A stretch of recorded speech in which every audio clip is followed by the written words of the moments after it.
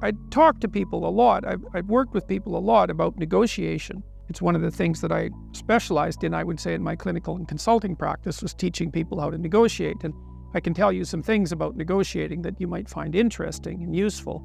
The first is you can't negotiate from a position of weakness. So all of you who are going to be developing your careers in the future, you need to understand that if you want to push your career forward, well, first of all, that you do in fact have to push it forward, because if you're competent and silent, you will be ignored. And, that's rough, because you might think, well, people should reward you because you're competent. And yes, of course they should. But if you're competent and silent, then you're not a problem. You're just part of the background that's keeping everything functioning. And so if you want to develop your career in terms of promotion, say, and salary, it's like you have to be competent and you have to be strategic. And to be strategic, when you negotiate for a new position or for a new salary, you have to be able to say, if you don't give me what I want, then something you don't like will happen to you. And what that means, it's not a physical threat, it's that you have an option. So you have your CV, your resume in order, right? You're educated and competent and desirable to people outside of your immediate job. You're willing to instantly put yourself in the job market and undergo the stress of finding a new position and undergoing interviews and all of that. And you have that all planned out so that when you go talk to the person that you're negotiating with regards to your salary, you're credible. And you see, because it's very seldom that you're talking to the person who's at the top of the pecking order, let's say. What you need to do with them is to tell them a story that they can tell to their boss to make you not a problem. And a good story is, look, we really need this person because they're hyper competent and they have a better offer. It's like, well, then you're going to win the negotiation. But if you go in there no power, well, you're going to lose, obviously. So the first thing that you need to know if you're going to negotiate is that you have to be able to say no. And what no means is that you're not going to do it. And when I made the videos about Bill C-16, I thought it through. And I thought, there's no damn way I'm following this law. I don't care what happens.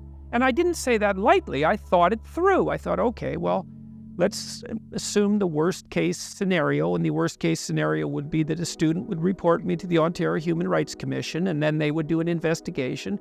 Then they would find me guilty because the Ontario Human Rights Commission finds 99% of the people brought to it guilty, because that's what totalitarians do.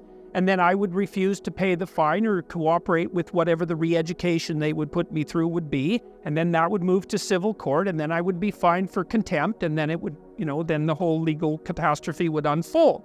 And I thought, well, I could either do that, or I could allow the government to regulate my speech. It's like, nope, that's not happening.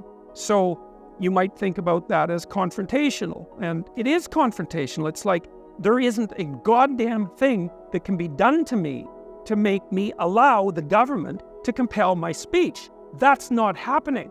And the reason for that, I believe the reason for that, is because I spent decades studying totalitarianism. It's not good. And the way that totalitarian states develop is that people give up their right to be, their right to exist with their own thoughts. They lie.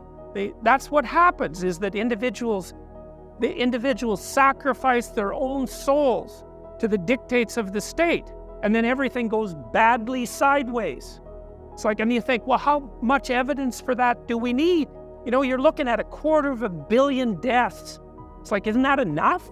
Well, the people that I read who were profound, Viktor Frankl's a good example for beginners. If you want to read about this sort of thing, he wrote a book called Man's Search for Meaning. And Frankl, and also Solzhenitsyn, and a variety of other commentators as well, who really looked into what happened in both in Nazi Germany and in the communist states. Their conclusion was universal, is that the lies of the state, the lies and tyranny of the state, are aided and abetted by the moral sacrifice of the individual. It's not top down. The Nazis are telling you what to do and you're all innocent and obeying. That's not how it works. Is you falsify your being bit by bit, and you end up where you don't want to be. And that's a bad idea. And if you're interested in that, there's a great book called Ordinary Men. You read that and you won't be the same person afterwards, so I would beware of reading it. But it's a story about these policemen in Germany. So they were middle-aged guys. They grew up and were socialized before the Nazis came to power. So they're just your typical middle-class policemen. And they were brought into Poland after the Nazis had marched through and charged with keeping order in the occupied state. And their commander knew that it was going to be brutal because they were in wartime, and they regard the Jews, for example, as enemies. And so there was going to be a fair bit of rounding up with all of that, with all of what that implied. And the commander told the policemen that they could go home if they wanted to, that they didn't have to participate in this. And then what Ordinary Men does is document their transformation from ordinary policemen, the sort of people that you know, to guys who were taking naked pregnant women out into the middle of fields and shooting them in the back of the head. And it documents one step at a time how an ordinary person turns into someone like that. You think, well, we don't want that sort of thing to happen anymore. Well, then you don't want to be that sort of person. That's how it's fixed. And if you're not going to be that sort of person, then you don't take the first steps, because the first steps lead you down a pathway that, at least in principle, you don't want to go. So I've spent years looking at the worst things there are to look at. And I've learned from that, and I've certainly learned things that I won't do.